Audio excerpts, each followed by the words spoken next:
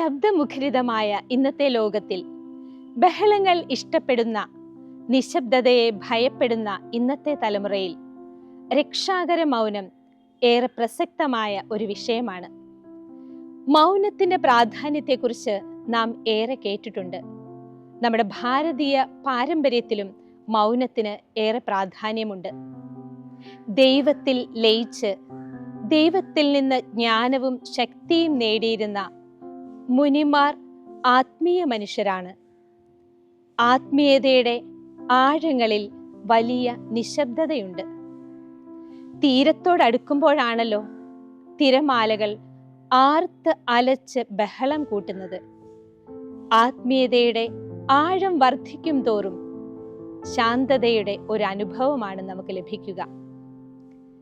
രാജാക്കന്മാരുടെ 1-ാം പുസ്തകം 19-ാം അധ്യായത്തിൽ ഭൂകമ്പത്തിലും കൊടുങ്കാറ്റിലും അഗ്നിയിലും കടന്നു വരാതെ ഒരു മൃദുസ്വരമായി കടന്നുവരുന്ന ദൈവിക സാന്നിധ്യവും, ശാന്തമാവുക, ഞാൻ ദൈവമാണെന്നറിയുക എന്ന സങ്കീർത്തക വചനവും, ദൈവികമായ ശാന്തതയും രക്ഷാകരമായ മൗനവും നമുക്ക് വെളിപ്പെടുത്തി തരുന്നുണ്ട്. വിശുദ്ധ ഗ്രന്ഥത്തിലെ പല ശ്രേഷ്ഠ വ്യക്തിത്വങ്ങളും രക്ഷാകര മൗനത്തെയും ദൈവികമായ ശാന്തതയും വെളിപ്പെടുത്തുന്നവരാണ്. ദൈവികമായ ശാന്തതയുടെയും രക്ഷാകര മൗനത്തിന്റെയും ഏറ്റവും മഹനീയ മാതൃക ഞാൻ ശാന്തശീലനും വിനീത ഹൃദയനുമാണ് എന്ന് പറഞ്ഞ നമ്മുടെ കർത്താവ് ഈശോ മിശിഹായാണ്. അവൻ തർക്കിക്കുകയോ ബഹളം വയ്ക്കുകയോ ഇല്ല.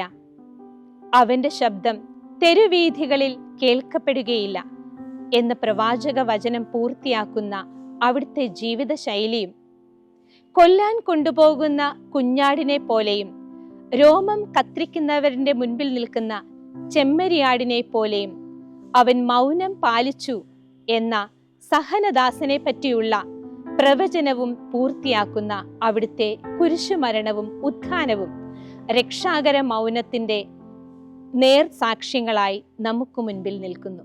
ഇനി നമുക്ക് പരിശുദ്ധ അമ്മയുടെ ജീവിതത്തിലേക്ക് ആഴമായി ഒന്ന് നോക്കാം. പരിശുദ്ധ അമ്മയുടെ ജീവിതം ആഴമായ മൗനത്തിന്റെയും മനനത്തിന്റെയും ജീവിതമായിരുന്നു. അവൾ സംസാരിക്കുന്നതായി വളരെ ചുരുങ്ങിയ വാക്കുകൾ മാത്രമാണ് വിശുദ്ധ ഗ്രന്ഥത്തിൽ നാം കാണുന്നത്.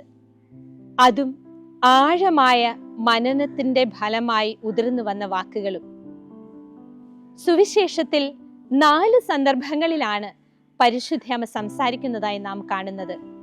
1 മംഗളവാർത്ത, 2 എലിസബത്തിനെ സന്ദർശിക്കുന്ന അവസരം, 3 ഈശോയെ ദേവാലയത്തിൽ കണ്ടെത്തുന്ന സന്ദർഭം, 4-മതായി കാനായിലെ വിവാഹ വിരുന്ന്. ഈ സന്ദർഭങ്ങളിലെല്ലാം അമ്മയുടെ വായിൽ നിന്ന് ഉതിരുന്ന വാക്കുകളെല്ലാം അവളുടെ ദൈവിക രഹസ്യങ്ങളുടെ ആഴമായ മനനത്തിൽ നിന്നും ഉതിർന്നു വന്നവയാണ്. ഇനിയും പരിശുദ്ധ അമ്മയുടെ ജീവിതത്തിലെ 2 പ്രധാനപ്പെട്ട സംഭവങ്ങളിൽ അവൾ പൂർണ്ണ നിശബ്ദയായിരിക്കുന്നു. അത് മറ്റെങ്ങുമല്ല, കാലിത്തൊഴുത്തിലും കാൽവരിയിലും. കാലിത്തൊഴുത്തിൽ തിരുപുത്രന്റെ തിരുപ്പിറവിയുടെ വലിയ സന്തോഷത്തിന്റെ അവസരത്തിലും കാൽവരിയിലെ വലിയ ദുഃഖത്തിന്റെ അവസരത്തിലും അവൾ പൂർണ്ണമായും നിശബ്ദയാകുന്നു. ആഴമായ മനനം സന്തോഷത്തിൽ അമിതമായി സന്തോഷം പ്രകടിപ്പിക്കാനോ ദുഃഖത്തിൽ വലിയ ദുഃഖം പ്രകടിപ്പിക്കുവാനോ അവളെ പ്രേരിപ്പിക്കുന്നില്ല. മറിച്ച് എല്ലാം ദൈവതൃക്കരങ്ങളിൽ നിന്ന് സമചിത്തതയോടെ ശാന്തതയോടെ അവൾ ഏറ്റെടുക്കുന്നു. ഇവിടെയാണ് പരിശുദ്ധ അമ്മയുടെ ആന്തരികതയുടെ അർത്ഥം നാം മനസ്സിലാക്കുന്നത്. അവളുടെ മൗനം രക്ഷാകരമായി തീരുന്നത് അവൾ ദൈവിക പദ്ധതിയോട് ചേർന്ന് നിന്നതുകൊണ്ടാണ്.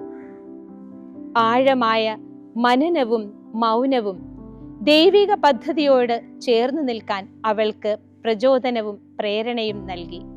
സ്വന്തം ഇഷ്ടം മാറ്റിവെച്ചുകൊണ്ട് ദൈവഹിതത്തിന് പൂർണ്ണമായി കീഴ്വഴങ്ങുന്നവരാണ് ജീവിതത്തിൽ അസ്വസ്ഥതകളില്ലാതെ മുൻപോട്ടു പോകുന്നത്. ദൈവത്തിലുള്ള ആഴമായ വിശ്വാസവും പ്രത്യാശയുമാണ് ജീവിതാനുഭവങ്ങളിൽ തളരാതെ തകരാതെ അസ്വസ്ഥരാകാതെ മുൻപോട്ടു പോകുവാൻ നമ്മെ സഹായിക്കുന്നത്. സകല വിശുദ്ധരുടെയും മാധ്യസ്ഥ്യവും നമ്മുടെ കർത്താവ് യേശു മിശിഹായുടെ അനുഗ്രഹവും ഇപ്രകാരം ശാന്തമായ ഒരു ജീവിതം നയിക്കുവാൻ നമ്മെ സഹായിക്കട്ടെ എന്ന് നമുക്ക് പ്രാർത്ഥിക്കാം. പരിശുദ്ധ അമ്മയുടെ തിരുനാളിനൊരുങ്ങുന്ന നമുക്ക് അമ്മയുടെ മാധ്യസ്ഥം തുണയായിരിക്കട്ടെ.